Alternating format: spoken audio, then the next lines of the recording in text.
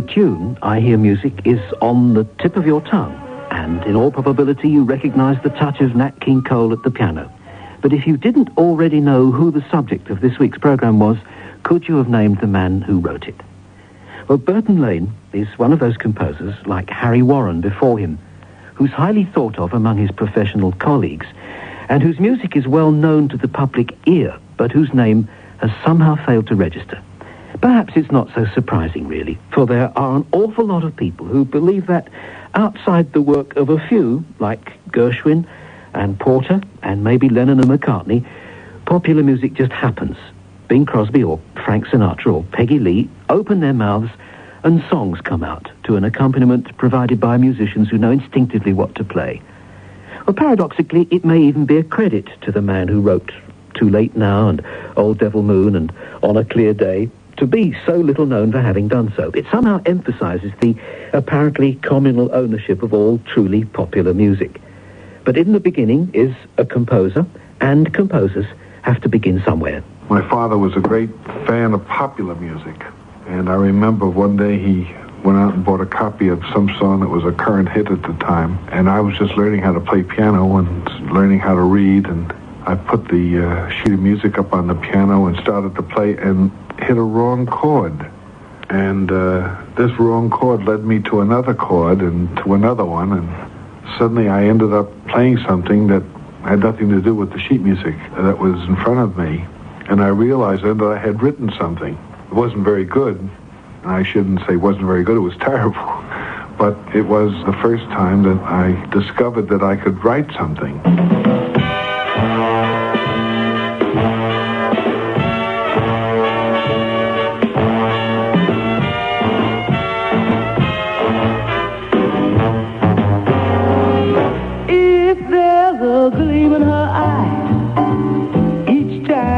Straightens your tie, you'll know the lady's in love with you. If she can dress for a date without that waiting you hate, it means the lady's in love with you. And when your friends ask you over to join their table,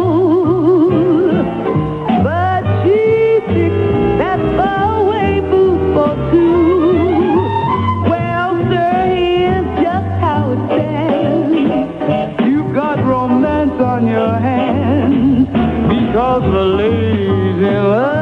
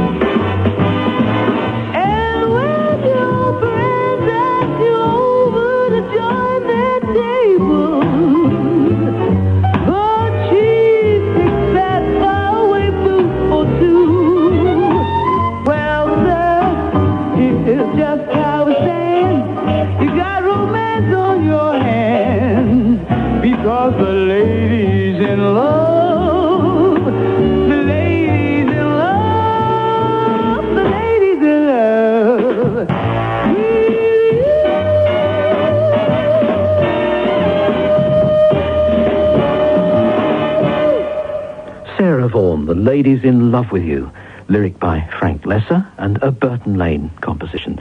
Not from the start of his career, need I add, but written when he was a mature songwriter. We wanted to show you his credentials, so to speak. Burton Lane, son of a successful dealer in real estate, was born in New York in 1912. He showed his musical aptitude early, and in some of the sparse writing about him, there's a suggestion that his parents rather discouraged this talent. It actually seems more likely that being staid business people, they looked upon music as a dangerous occupation and wanted to scotch any ideas of its being a potential profession. But the family had friends in the business. There was one particular friend who was the musical director of the Schubert Enterprises at that time, who heard me, and I was about 14 or 15 years old, arranged an audition for me for J.J. Schubert. My first lyric writer was a friend of my brother's who was going to law school at the time.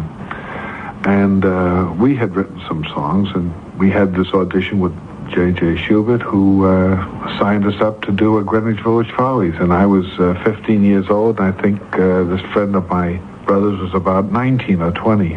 Well, as you'll hear, the start of Burton Lane's career as a popular composer was very much influenced by illness, not his, but other people's. Having been commissioned by J.J. Schubert to write that music for the Greenwich Village Follies, he eagerly wrote nearly 40 numbers, only to have the whole project abandoned because of the illness of the show's leading man.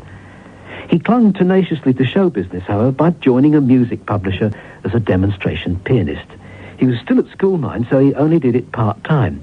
But he was good enough to, shall we say, graduate from publisher to publisher, and was eventually introduced to lyric writer Howard Dietz. This resulted in getting a couple of numbers into a little show called Three's a Crowd. Now, Dietz was established and usually worked with composer Arthur Schwartz. And this is where illness struck for the second time. I was very excited because at that time, Howard Dietz was head of public relations at MGM. And what I learned later was that he would take time off to do these reviews. And luckily for me, although not lucky for Arthur Schwartz was writing the entire score of Three's a Crowd when he had to go to the hospital for an operation. And that's when they fell behind, and I came along with these couple of melodies that Dietz liked and wrote. It was an encouraging, if modest, beginning. Just how modest it was, you begin to understand when you hunt through the catalogues looking for recorded examples of Burton Lane's early work. When you do find them, you're struck by the way they seemed to mean more to jazz musicians than anybody else, and that's a recurring factor in the careers of many 1930s songwriters, especially if they were just getting started then. Adrian Rollini, a very clever multi-instrumentalist, rescued one of Burton Lane's songs from oblivion. Billie Holiday sang one of them. Fats Waller recorded one from the mid-30s called You Know It All, Smarty.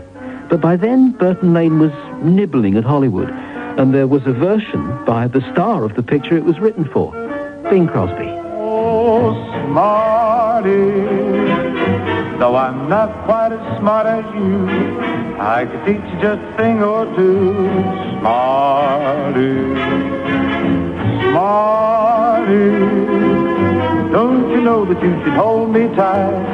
Can't you tell when you've met the right party? Though you may know every star up above, still you're in need of a lesson in love. You know it all, Smarty. Can't see if you had a heart, you could learn to be just twice as smart, Smarty. With that version of Smarty, we've unfortunately got ahead of events in Burton Lane's life, and we ought really to go back to the very early 30s, when he was about 19. At that age, he'd had a couple of school marches published, and some numbers from that show, Three's a Crowd, and had written the tune of a song Beatrice Lillie performed in New York. He'd therefore entered on the classic apprenticeship for a popular composer, having odd numbers interpolated into New York shows, and spending his days thumping the piano and turning out songs for a publisher. Quite by accident, throughout this series, we've been building up a sort of jigsaw puzzle of the rather odd music publishing world of the 1930s. And with no picture on the box to guide us, it's good to have yet another piece fitting neatly into place. My first contract was, strangely enough, with Remix. I say strangely enough because George Gershwin had started out as a rehearsal pianist with Remix. And George, when he started, was getting $15 a week, and I was getting $17.50 a week, so I thought I was even doing better. But Remix was the first publisher I was associated with. And I wrote some songs, and one or two were published, but nothing ever happened with them until much later. I think in those days, that was the way one started, or hoped to get started. If a publisher thought enough of you to give you a small drawing account, you felt you had someone behind you, and you had an incentive to write, and it would hopefully be published. Publishers in those days had rehearsal rooms.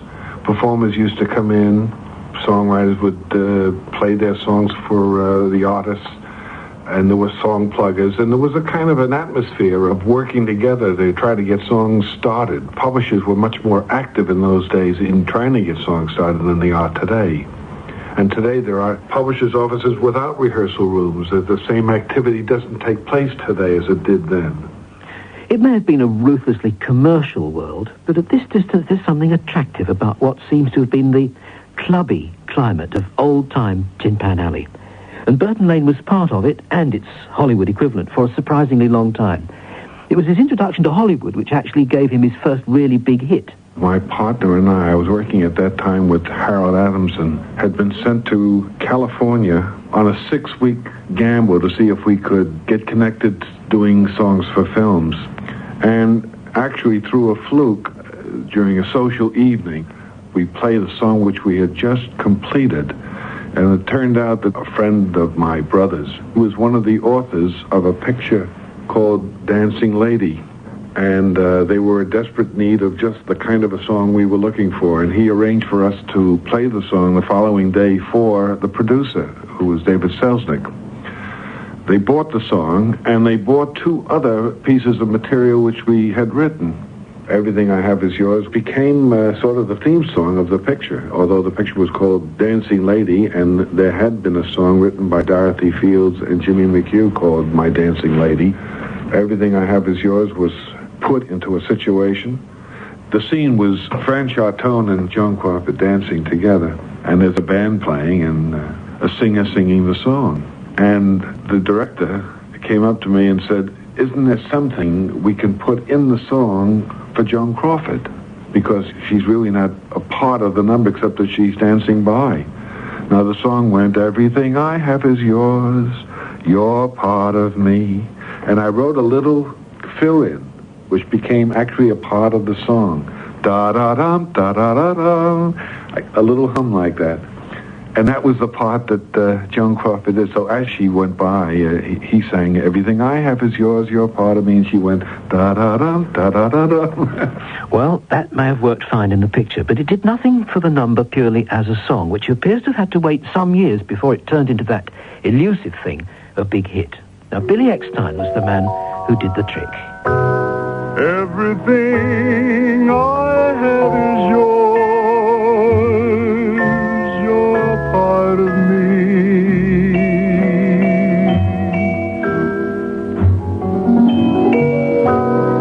Everything I have is yours, my destiny.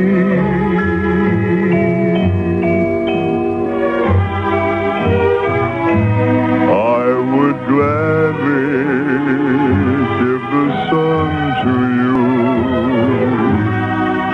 if the sun were only mine. I would gladly give the earth to you and the stars that shine. Everything that I possess, I offer you.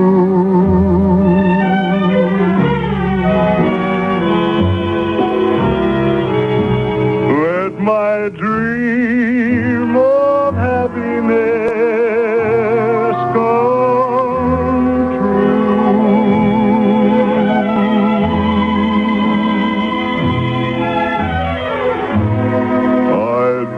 Happy just to spend my life waiting at your beck and call.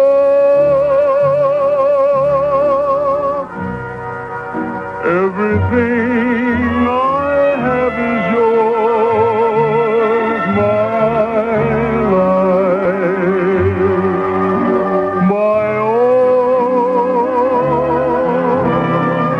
This was all, at this time in my life, a fairyland, and a fairy tale.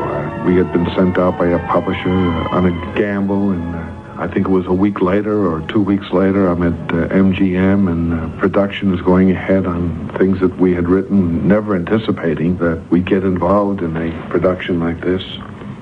We were sent out by one publisher, the Irving Berlin Publishing Company. The publishing company that was associated with MGM was Robbins Music. And suddenly we're there, not with Robbins, but with a rival. And of course, in those days, everything was so extravagant. You'd walk on a set there and there'd be thousands of people. It seemed like thousands. It might have been maybe 600, 700 people, you know, in costume and stagehands and lights and all the excitement that went with very extravagant filmmaking. And Joan Crawford, I must say that one of the nice things that I remember about her was that she would send out for Coca-Colas for everybody on the set, or coffee and sandwiches or something like that. Joan Crawford, as I remember then, had kind of slid. She had been with Warner Brothers, and I think this was a turning point in her career. She had gone downhill a little bit, and I think Dancing Lady brought her back, and it was a tremendous success. The Dancing Lady almost groaned under the weight of stars and potential stars. Astaire, Joan Crawford, Nelson Eddy, Franchot Tone, Clark Gable even. The score, too, had whole teams of contributors. Jimmy McHugh, Dorothy Fields, Rodgers and Hart, Herb Brown and Arthur Freed all wrote songs for the film. And this was to be the pattern of Burton Lane's working life throughout the 30s. He would contribute individual songs to pictures and shows rather than write the whole score. It was probably that, as much as anything, which made his name so much less familiar than his music. I would be under contract to MGM for a couple of years, and then I would be let out and make a deal with Paramount. In the meantime, try to sell songs or play songs with one studio or another. My career was rather erratic at that time. One thing I discovered about myself was that I always seemed to write better when I had something that I really liked. And I think it's one of the reasons I've done so few shows. And there were indeed few shows, the first of which we'll come to in a minute. For in spite of his yen for the theatre, Burton Lane remained a Hollywood man, basically, into the early 40s. I had about 4 or 5 songs in a picture called Babes on Broadway. And one song in that picture became a big hit, I Like New York in June, How About You? Unfortunately, that song was nominated for Academy Awards, but that year I ran up against White Christmas. Had I run up against something in another year, you know, I would have had a chance to win an Oscar, but I didn't. And I had, at Paramount, I worked with Frank Lesser, and I had some hit songs like The Lady's in Love with You, Swing High, Swing Low, Moments Like This, I Hear Music. I had a number of hit songs, but my success was not as great as a lot of other songwriters who are writing for pictures, because I always had the dream I wanted to do theater, and this is something I kept hoping would happen, and of course it did happen, but later. Well, How About You may have missed getting an Oscar, but at least it received that other Oscar, the one the public awards, and became a standard.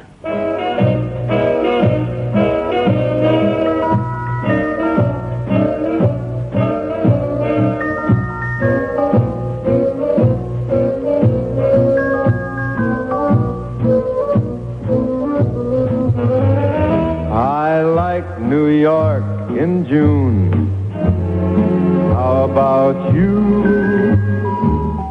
I like a Gershwin tune. How about you?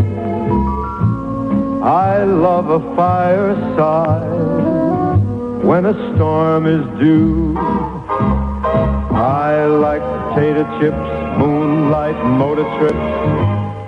How about you? I'm mad about good books, can't get my fill. And James Durante's looks give me a thrill.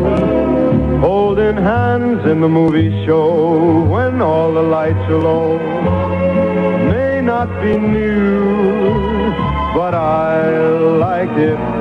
How about you?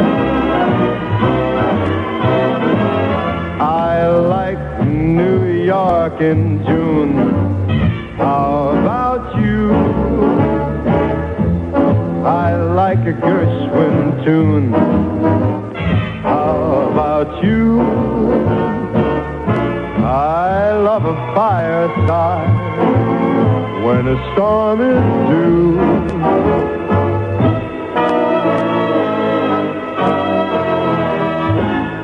How about you? I'm mad about good books, can't get my fill. And James Durrante's looks, they give me a thrill. Holding hands in the movie show when all the lights are low may not be new, but I like it. I like it. I like it. How about you?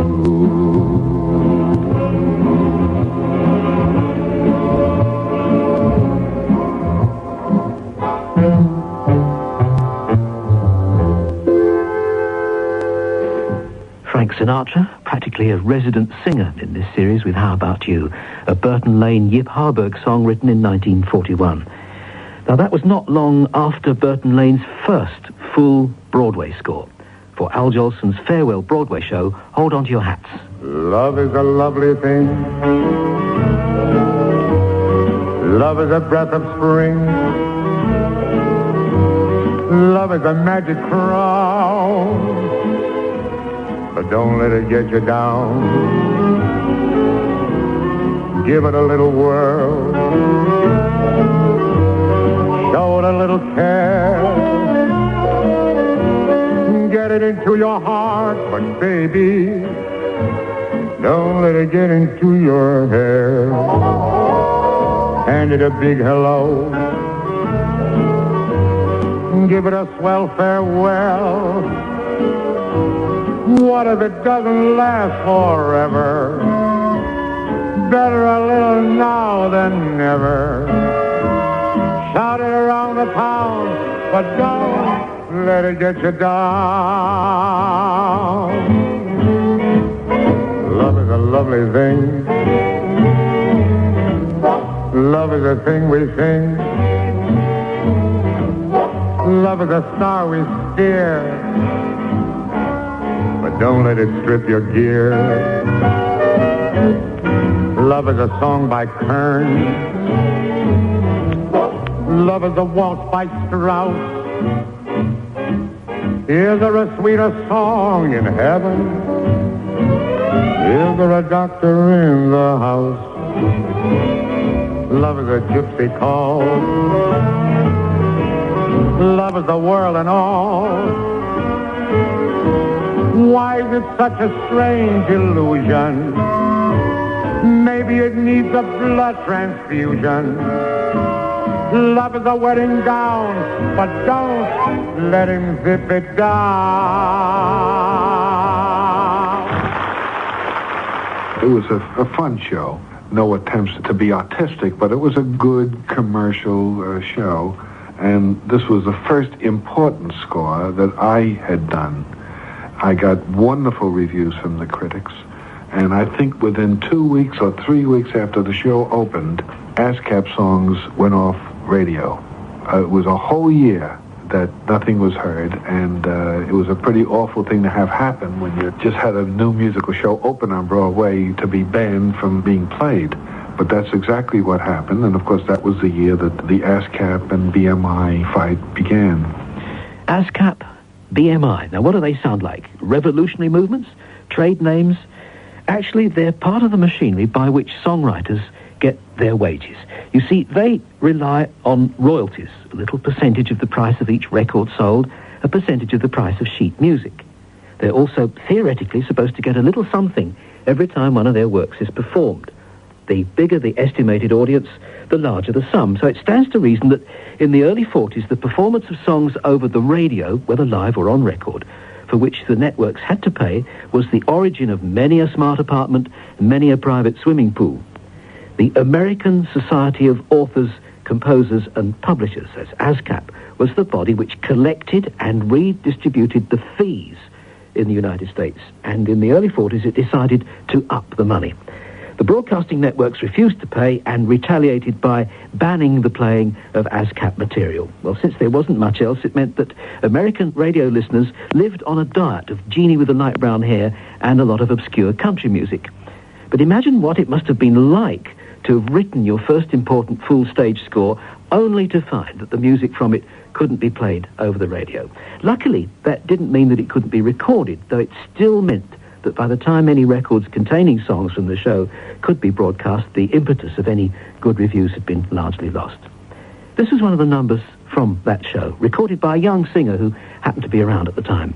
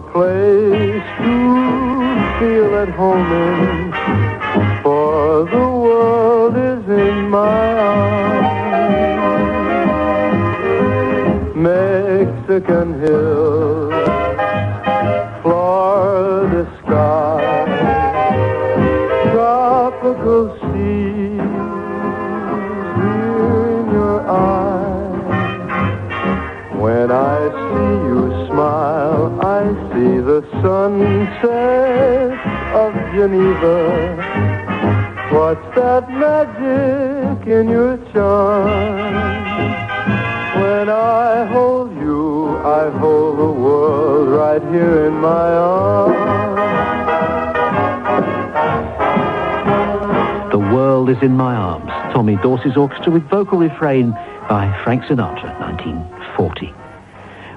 We went into all that detail about ASCAP not only because it's interesting to be reminded how songwriters earn their crust, but because Burton Lane eventually became active on the board of ASCAP himself and was also president of the American Guild of Authors and Composers. For unlike many of the songwriters in this series, he's an able administrator. Maybe he was stung into it by the experience of that dispute at a crucial stage in his career. Actually, the really crucial point, musically, was still to come, by which time the unseemly squabble between ASCAP and the broadcasters would be at least smoothed over. I seem to remember a novelty song, I Dug a Ditch, from a 1943 film called As Thousands Cheer. There were contributions to a few more films, and then, in 1947, Burton Lane was back on Broadway. Finians Rainbow was it. How are things in Glockamora? Is that little brook still leaping there?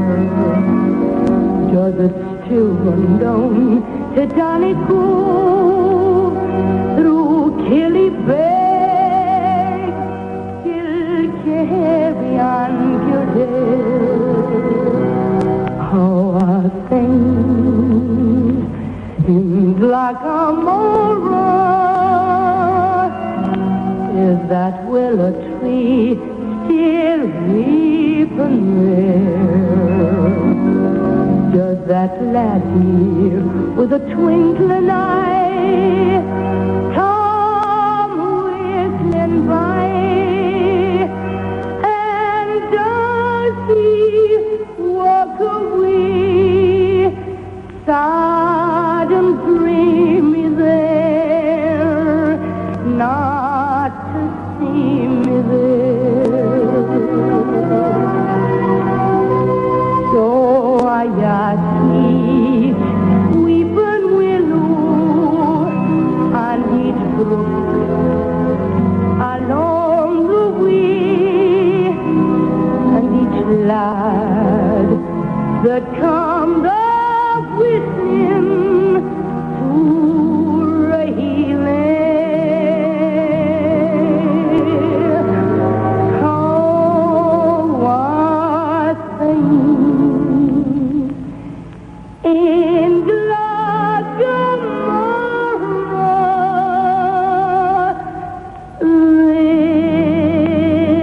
This fine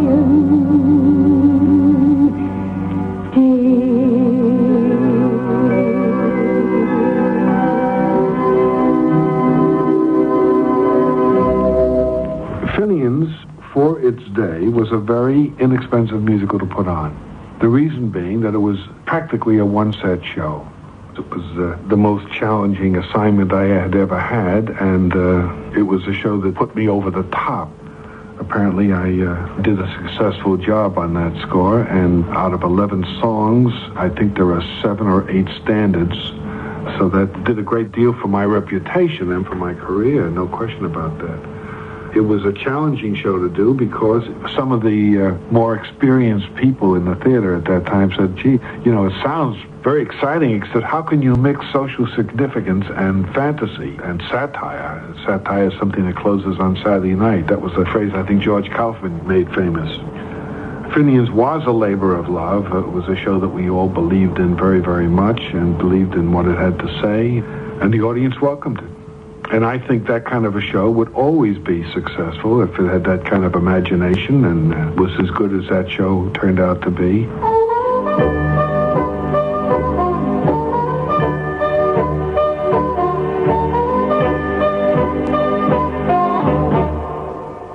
On that great come and get it day, won't it be fun when worry is done and the money is hay?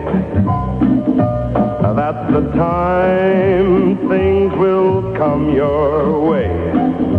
On that great come and get it day, I'll get my gal, that calico gal now, and I'll buy my mule that acre of ground. 'Cause word has come from Gabriel's horn that the earth beneath your plow is a button and now is yourn. Oh, a glory time a-coming for to stay on that great and great come and get it day.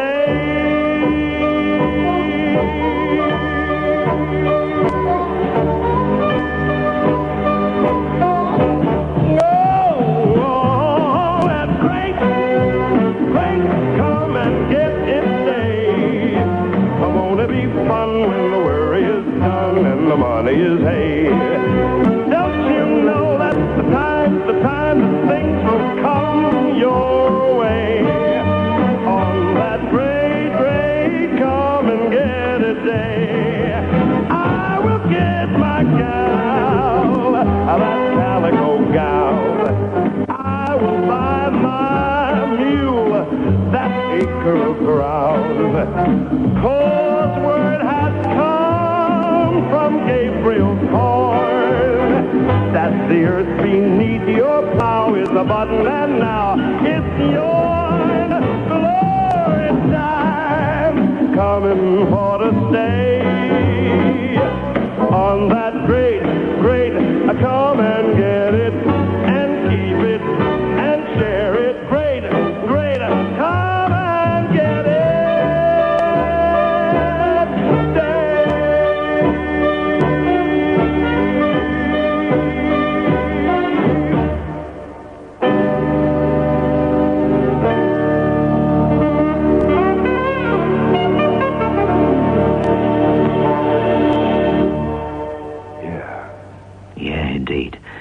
Sammy Davis, that great Come and Get It day. Well, the audiences and the critics came and got Finians Rainbow in its stage version, and it even pleased its composer. But when it came to be translated to the screen some years later, the composer at least felt very differently. I had nothing to do with it, and I must tell you that I didn't like it one bit. There wasn't one true moment in the entire picture for me. Not one. I hated everything about it, and as much as I adore and love Fred Astaire, I thought he was miscast. And it was the only time that I ever took exception. Now, it wasn't his fault, but when he's dancing, if you don't have a camera on his feet, you better not shoot it. To have Fred do a tap dance and to photograph his head, which is what they were doing, is beyond me. I don't know how it could be. It's incomprehensible, and I hated every second of that film. When the idle poor become the idle rich, you'll never know just who is who or who is which. Won't it be rich when everyone's poor relative becomes a Rockefeller-tive and palms no longer itch? What a switch! When we all have earned it and that is secure, how will we determine who's who underneath? And when all your neighbors are upper class, you won't know your Joneses from your Astors. Let's toast the day we drink that drinky up, but with the little pinky up, the day on which the idle poor become the idle rich. Fred Astaire, failing, I think, to be Fred Astaire in the film version of Finians Rainbow, the version which so displeased Burton Lane. Now, that's odd in a way, because by some quirk, the Burton Lane Finians Rainbow songs were to be the last Fred would sing in a screen musical. And 35 years earlier, a Burton Lane song was the first he'd ever sung in a film. And exactly between those 2 points, they were together again for the only other time on another film, Wedding Bells. Fred came up with the idea of being very much in love with this girl and being haunted by her. And he sings this song as if he were in a daydream. He's not sleeping, but his eyes are closed. He's looking at her photograph, and suddenly you hear his voice, although you don't see his mouth move. So you know that he's thinking of the song. Everywhere that beauty goes, you are. Everywhere an orchid grows, you are. Everything that's young and gay, brighter than a holiday. Everywhere the angels play, you are. You're like Paris in April and May. You're New York on a silvery day. A Swiss Alp as the sun grows fainter. You're Loch Lomond when autumn is a painter. You're moonlight on a night in Capri, and Cape Cod looking out at the sea. You're all places that leave me breathless, and no wonder you're all the world to me. Yet another so-called catalogue song, You're All the World to Me, sung by Fred Astaire. There was another song in Royal Wedding which went on to lead an independent life, though Burton Lane wasn't to know that at the time. I had written this tune. I had the front strain, and Judy Garland was originally going to be in the film. And I was not thinking of using Too Late Now. I was going to write another kind of a melody for her. But when Judy became ill and Jane Powell took over, Jane has a very lyrical voice, a different kind of voice than Judy has, who was much more earthy.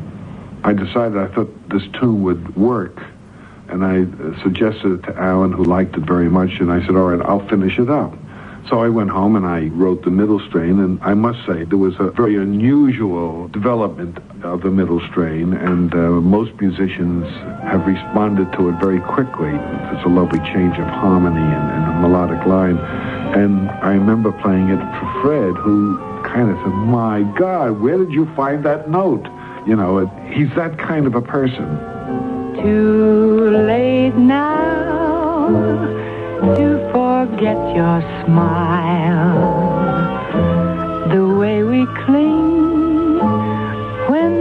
we've danced a while. Too late now to forget and go on to someone new. Too late now to forget your voice. The way one word makes my heart rejoice. Too late now to imagine myself away from you. All the things we've done together I relive when we're apart. All the tender fun together stays on in my heart. How can I ever close the door and be the same as I was before? Darling, no, I can't anymore. It's much too late, too late now.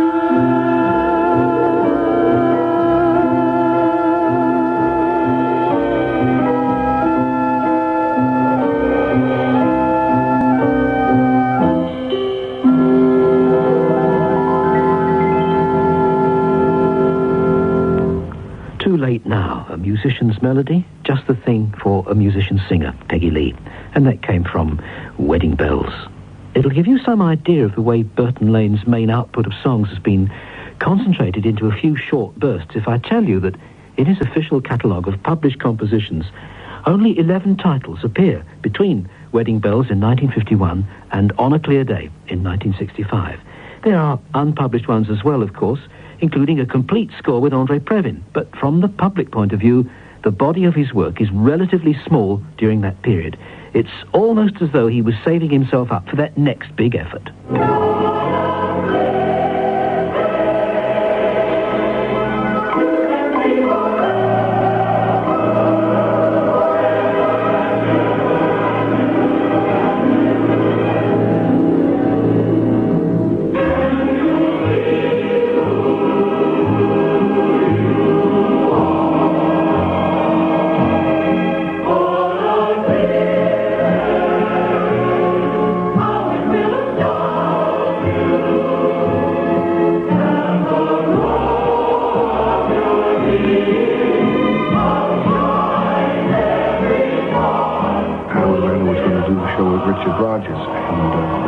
They didn't get along, and Alan called me and asked if I would be interested in doing the show. And we had worked together on 2 other projects before this, and it was an idea that I liked a great deal.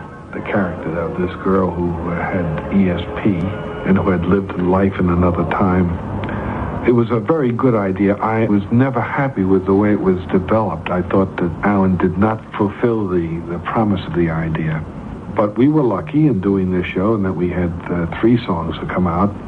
One was a tremendous hit, and of course the other 2 songs, Come Back to Me and What Did I Have That I Don't Have, 2 standards.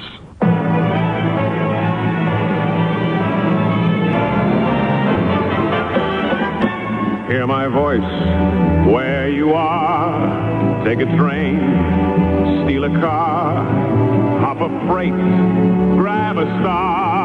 Come back to me. Come back to me. Catch a plane, catch a breeze. On your hands, on your knees. Swim or fly, only please come back to me. Come back to me. On a mule, in a jet, with your hair in a net, in a towel wringing wet. I don't care this is where you should be. From the hills, from the shore, ride the wind to my door. Turn the highway to dust. Break the law if you must. Move the world only just. Come back to me. Come back to me. Come back to me.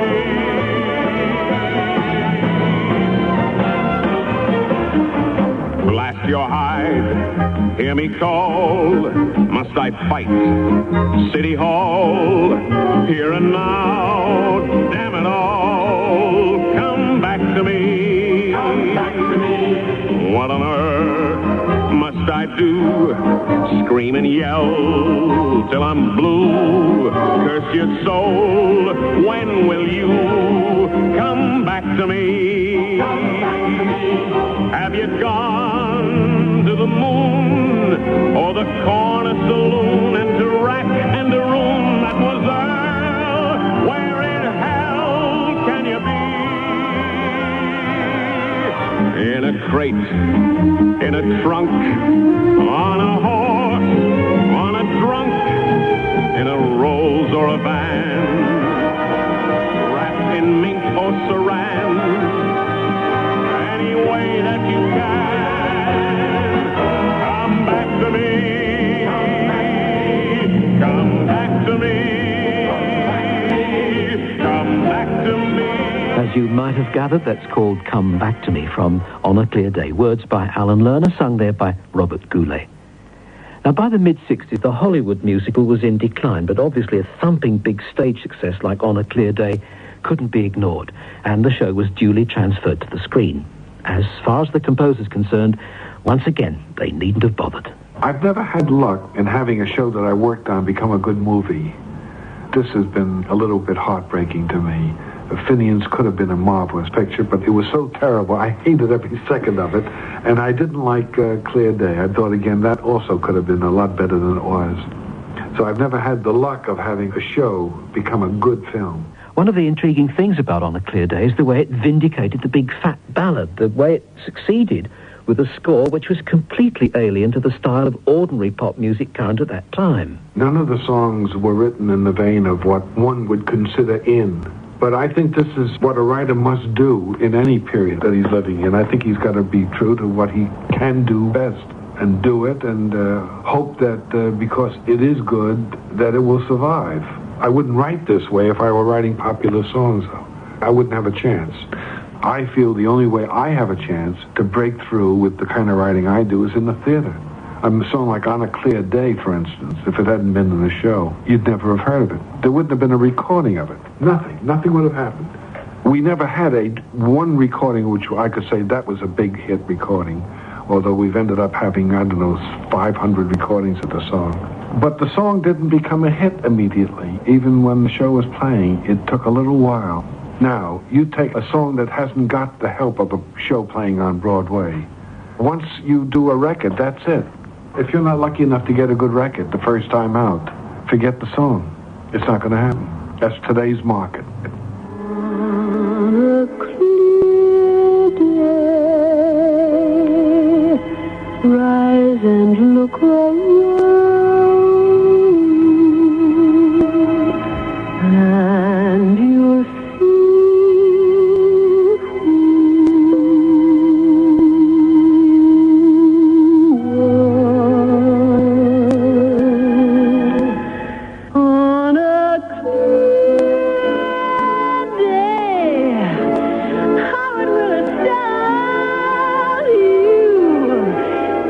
the glow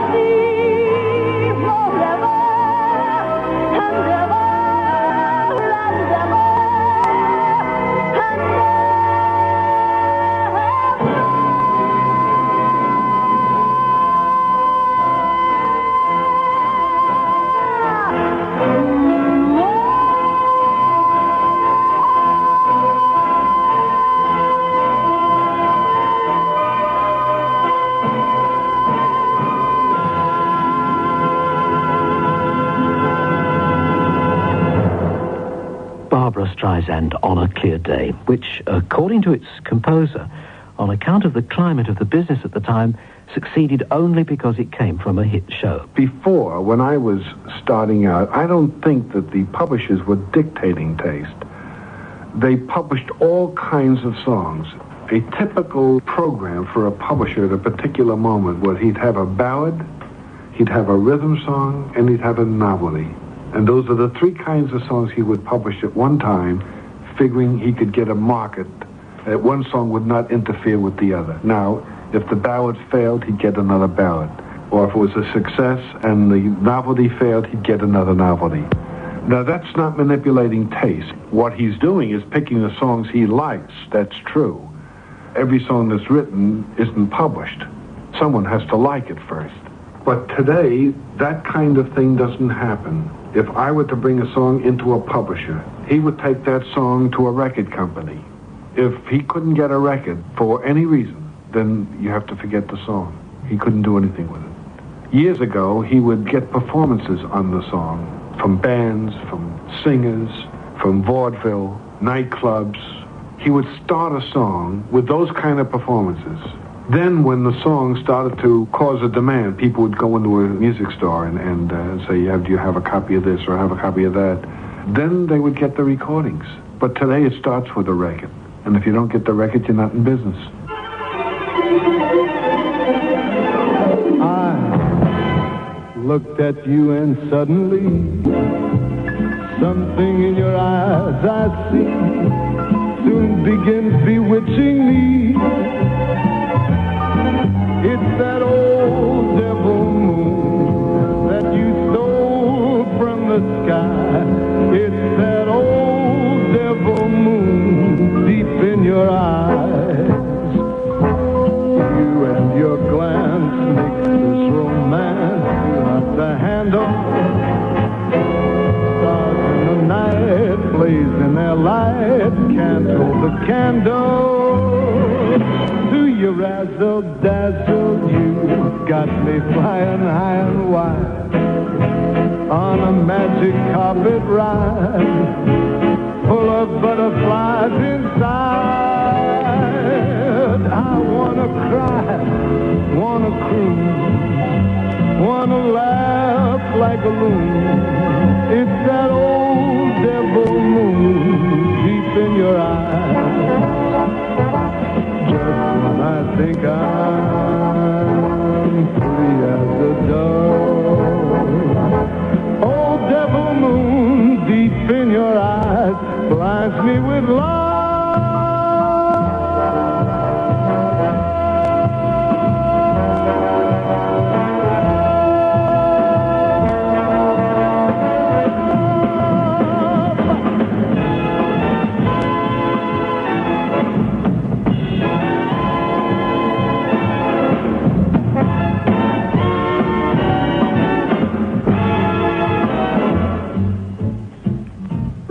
You and your glance make this romance too hot to handle. Stars in the night blaze in their light, can't hold the candle. Do you razzle dazzle? You got me flying high and wide on a magic carpet ride full of butterflies inside. Cry, I wanna croon, I wanna laugh like a loon. It's that old devil moon deep in your eyes. Just when I think I'm free as a dove, old devil moon deep in your eyes blinds me with love.